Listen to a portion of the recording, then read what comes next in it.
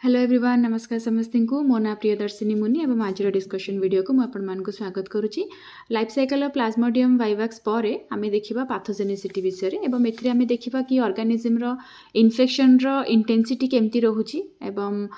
को type treatment सहित कि को टाइप एक्टिविटी सहित आम ये प्रोसेस को टिके स्लो डाउन करदे परिबा कि आम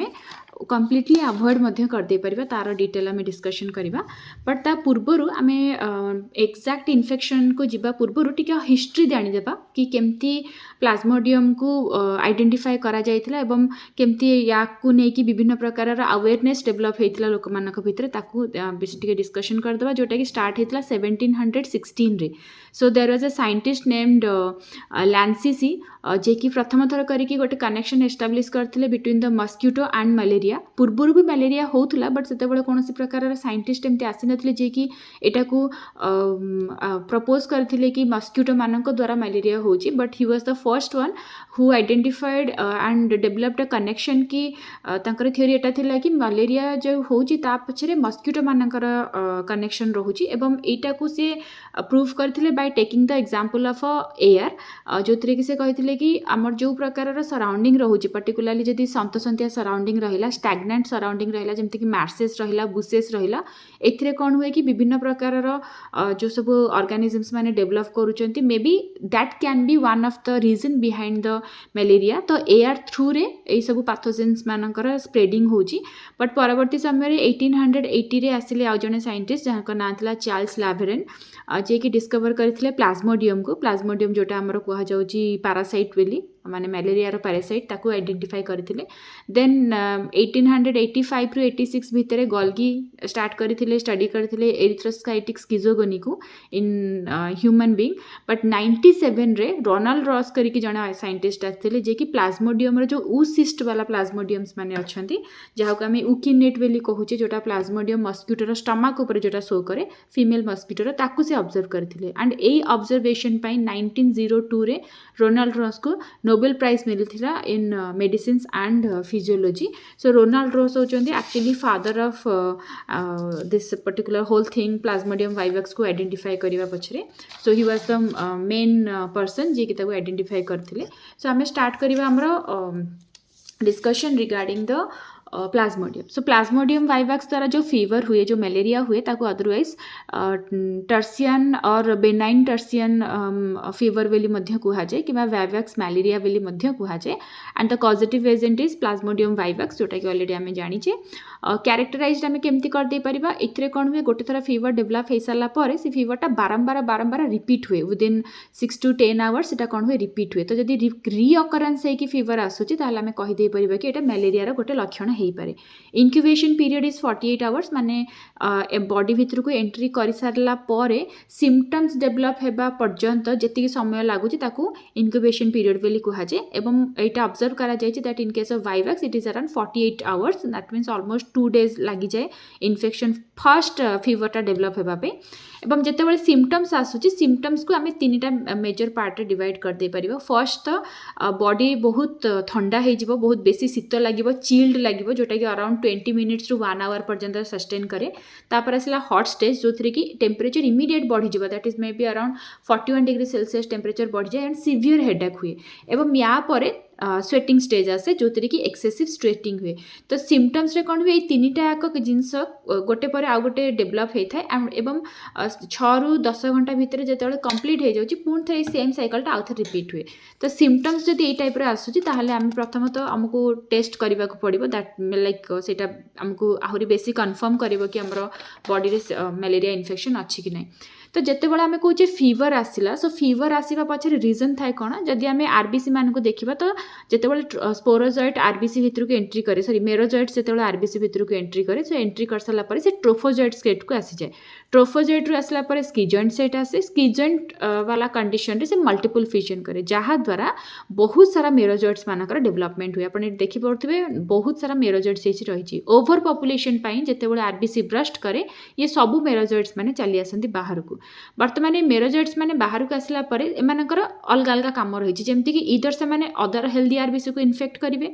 ता सहित एमाने आरबीसी भितर थिबा हिमोग्लोबिन को मध्य डैमेज कर दियंती माने ताक पूरा नष्ट कर दियंती and as a by product हमको मिले हिमोजोइन। सो हिमोजोइनटा कौन हुए ब्लड प्लाज्मा रे मिक्स हो जाए एवं ए हिमोजोइन रो कंसंट्रेशन जेमती जेमती बढ़ी बढ़ी चलिबो आम बॉडी रे सिवरिंग एक्टिविटी मध्य बढ़ी चलिबो फीवर मध्य हबो एवं जेहेतु आरबीसी रो एठी डिस्ट्रक्शन होची you need to understand that कि आरबीसी डिस्ट्रक्शन हैला माने हिमोग्लोबिन रो नंबर मध्य कमिबो एठी क्वांटिटी मध्य कमिबो जोटा कि लीड करिवो कोठी कि एनीमिया को लीड करिवो ता सहित स्प्लीन रो एनलार्जमेंट हबो एवं या सहित आ गोटे कोन हुए हेमोलाइसिन करिकी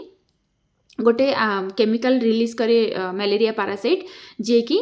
एटा गोटे प्रकार एंटीबॉडी ये एंटीबॉडीटा रिलीज हुए जे कि नॉर्मल आरबीसी रो हेमोलाइसिस करिवो। जदि हम आरबीसी भीतर रिएक्शंस को देखिबा ताले जनरली हुए कोन हिमोग्लोबिन डिवाइड हे कि हिम एवं स्मॉल पेप्टाइड रे कन्वर्ट हे जिवो जेहेतु एतरे गोटे आयरन पार्ट रहिछि आ गोटे प्रोटीन पार्ट रहिछि तो आयरन अलगा हे गेला प्रोटीन अलगा हे गेला हिम रो तबरे हबो ऑक्सीडेशन जहा द्वारा हमको मिलिबो कोन हेमाटिन पॉलीमराइजेशन हे कि हमको मिलिबो हेमोजोइन। तो जो जिंस आप देखिले हेमोजोइन वाला जो स्ट्रक्चरटा ये अच्छी से हेमोजोइनटा एक्चुअली यही प्रकार प्रोसेस रे डेवलप हुए तो हिमोग्लोबिन रु हेमोजोइन आसीबो एवं से हेमोजोइनटा जतले ब्लड प्लाज्मा को रिलीज होला विभिन्न प्रकार टॉक्सिक एक्टिविटी को से बढ़ेबो। तो जेते पर्यंत आरबीसी स्किजोगोनिक साइकिल न स्टार्ट हेछि सेते पर्यंत हबो नाही बट ए जो स्किजोगोनिक साइकिलटा आपण देखुछथि एटा प्रति 6 रु 10 घंटा भीतर रिपीट हुए सेइथि पई बारंबार फीवरटा आसे बहुत एक तो बहुत सारा बहुत बेसी हाई टेम्परेचर हबो तापरे बॉडी आउथरे डाउन हो जाए माने नॉर्मल हो पुणी थे आउथरे हाई टेम्परेचर हम पुणी थे नॉर्मल हो so this will be a recurrence of fever because of the heavy plasmodial infection. तो यही प्रकार इन्फेक्शन बॉडी रे चलिबो। वर्तमान नेक्स्ट आम देखा कि आपको आम कंट्रोल केमती करवा अर्ली ट्रीटमेंट जदि आप देखिए ताहले अराउंड 70s 80s आड़ को कौन होता क्विनाइन को यूज करा जाउतला as a medicine but present time रे आम डिफरेंट मेथड्स को अप्लाई करूचे जस्ट टू इराडिकेट और just to minimise the infection malarial infection and आपको आम 3टा कैटेगरी रे डिवाइड कर दे परिबा। So the first is elimination जो थी कि आम मस्क्यूटो एनाफिलिस मस्क्यूटो जो अच्छी ताको डिस्ट्रक्शन करवा तापर आसला प्रोफाइलेक्सिस जो थी कि आम इन्फेक्शन को केमिति प्रिवेंट करवा तार रास्ता देखा एवं तापर थर्ड रास्ता जो अच्छी कि पेशेंट को आम ट्रीटमेंट करवा पेशेंट को ट्रीटमेंट माने आम डायरेक्टली कौन एमती मेडिसिन देवा जो थी कि ठीक हो सहित सोसाइटाल पार्ट रे आम कौन कौन अवेयरनेस प्रोग्राम करदे परिबा से विषय जाऊँ तो ट्रीटमेंट पे आमको एते करवा बेसी इन्वेस्ट करा पड़ोनी बिकज एलिमिनेशन एंड प्रोफाइलेक्सिस जो एक्टिविटी अच्छी ता भीतर treatment most of the part involve हो। सो एलिमिनेशन जनरली आम केमती करवा आम एडल्ट मस्क्यूटो मानक एलिमिनेट करदे परिबा एवं एलिमिनेट करबा पई आम ट्रैप्स यूज करदे परिबा छोट छोट स्मॉल बॉक्सेस रोचे जो थी कि वेयर गज रहिबो एवं इंटरनली सेटा ब्लैक पेपर रे लाइन हेकी थाए तो वंस एई छोट छोट बॉक्स को देखिक जतले मस्क्यूटो माने आ भितर को आसंती ब्लैक पेपर रे सेमानकर डेथ हो जाए से सेठी ट्रैप हेकी रहि जांती। तापर आसला फ्यूमिगेशन माने सिंपली गोटे जगह को पूरा आम धुआड़िया करदेबा से धुआटा जेकोसी गोटे केमिकल रो बर्निंग आउट जो से डेभलप हो सो दैट कि से आखपाखर किसी भी माइक्रो ऑर्गेनिज्म थे ताको से मारदेव से केमिकलटा सल्फर हो पारे पायरिथ्रम हो पारे स्ट्रेसल हो पारे टार्कम्फर हो पारे विभिन्न प्रकार केमिकल्स अच्छी आम फर्स्ट खाली माने कौन निया लगे आम बंद करदे ना तो किछटा केमिकल्स को मिक्स कले बहुत सारा धुआं बाहर जहाँ को आम फ्यूमिगेशन बोली कहीदे पारिबा। आम कौन कर लिक्विड बनैबा डीडीटी रो किंबा फ्लिट रो किंबा पायरिथ्रम रो ताको आम स्प्रे करदे पारिबा किंबा आम कंप्लीटली स्टेरिलाइज करदे पारिबा एंड स्टेरिलाइजेशन प्रोसेस केवल जापान रे ही होची आउ कौन सी जगह स्टेरिलाइजेशन प्रोसेस हो पारुनी बिकज या मेंटेन करवाटा डिफिकल्ट। सो नेक्स्ट जदि आम देखिबा मोर आसीगला कि आम ब्रीडिंग प्लेसेस को केमती एलिमिनेट कर दे परिबा। ब्रीडिंग प्लेसेस जमती रुहे जमती कि स्टाग्नेंट वाटर रहिला किंबा स्वाम्पी एरियाज रहिला कोनसी गोटे जगह किछि ऑब्जेक्ट मनकर पड़ी रही से मनकर पानी जमा होगी रही तो यही जगह गुड़ाक इन्फेक्शन जनरली बेसी चांसेस एथिपाई थाए बिकज ऑर्गेनिज्म को ब्रीड करने आपको गोटे सुइटेबल एनवायरनमेंट मिल जाए ताकू हमको रिमूव करिया पड़ो। ता सहित आम कौन करवा लार्भा मानकर डेवलपमेंट पे पानी दरकार तो आम पानी रे जदि ऑयल स्प्रिंकल करूचे जेकोसी प्रकार क्रूड ऑयल हो गला कि केरोसिन हो गला तो लार्भा मैंने डेभलप करें। जनरली आप देखिथे आमर कॉलोनी मानक भितर भी गवर्नमेंट तरफ किछिटा ऑयल सबू नाल नर्दमार सब ऑयल को स्प्रे करा जाए एटा जमती भी मुझे मन पकई पड़ी स्कूल रे पढ़ला टाइम रे गुड़ाक बहुत देखी कि आमर कॉलोनी भितर सब गोटे लोक मैंने आसिक सब ऑयल स्प्रे करती खास करके नाल नर्दमा ये सब जगह गुड़ाक सो दैट कि ऑयल रो गोटे लेयर बनिकी रहिबो किंबा केरोसिन भी ता जगह आम स्प्रे कर दे परिबा ताकू छाड़ी आम किछटा एमती केमिकल्स को यूज कर परिबा जो माने कि लार्भा को किल करिवे जेमति कि डीडीटी हला डीडीडी हला किंबा बेंजीन हेक्साक्लोराइड हला जे कोनसी प्रकार रो केमिकल को आम यूज कर परिबा एथिरे कोन हुए लार्भा मानकर डेथ हे जिवो ता सहित आ गोटे हमर केमिकल रहिला जहार ना हला सेराटोफाइलम डेमिसेरम सॉरी डेमरसम ता संगे आम तुलसी रो सीड को मध्य यूज कर दे परिबा बायोलॉजिकल मेथड कौन रही आम कौन करवा किछटा बड़ ऑर्गेनिज्म मान को यूज करवा छोट छोट लार्भा मान को खाइबा पई जेमति कि स्टिकल बैक हे गला किंबा हमर मिनोज हे गला किंबा हमर ट्राउट फिश हे गला किंबा डक हे गला एक्वाटिक निम्स माने अछंती किंबा ड्रैगन फ्लाइज यही सब मान को भी आम यूज कर परिबा किंबा आम बड़ बड़ माछ मान को भी यूज कर दे परिबा ऑर्गेनिज्म को किल करबा पई सो ये सब एलिमिनेशन मेथड रहउची जो थरे कि आम ऑर्गेनिज्म रो इन्फेक्शन को किंबा एमानकर स्प्रेडिंग टा को आम कम कर दे परिबा बाकी रहिला आम इन्फेक्शन को केमती प्रिवेंट करबा आम मस्किटो नेट यूज कर परिबा आम एंटी मस्किटो क्रीम यूज कर परिबा डोर हला किंबा हमर विंडो हला ताकू आम कवर करके रखि परिबा मस्किटो जाली लगे परिबा नेट लगे परिबा किंबा आम हमर सराउंडिंग रहिला आम घर आखपाख रहिला ताकू आम क्लीन करके रखिबा ए सब जिंस द्वारा आम मस्किटो इन्फेक्शन को प्रिवेंट कर दे परिबा प्लाज्मोडियम रे इन्फेक्शन को प्रिवेंट कर दे परिबा बाकी जो रहिला हमर प्रिवेंशन रे ड्रग्स ए सेम जिंसटा आम ट्रीटमेंट रे मध्ये लिखि दे परिबा जेमति कि ड्रग्स रे जनरली हमको यूज कर दे परिबा क्यूनाइन तापर आसला हमर पैलिड्रिन डाराप्रिम तापर आसला हमर proguanil and then the last one is pyrimethamine so यही सब ड्रग्स रोचे जोटा कि आम ट्रीटमेंट कर दे परिबा जदि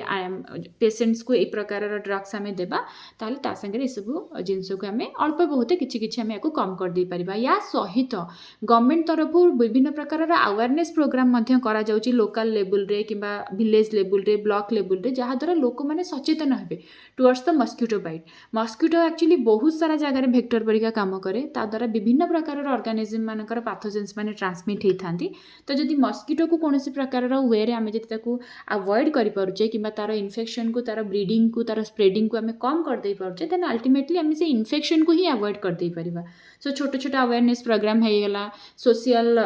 गैदरिंग होगला जो जगह ये सब जिनस को लेकिन लोक मैंने डिस्कशन करुवे तो गवर्नमेंट तरफ विभिन्न प्रकार कैंप अवेयरनेस प्रोग्राम होगला ये सब जिनस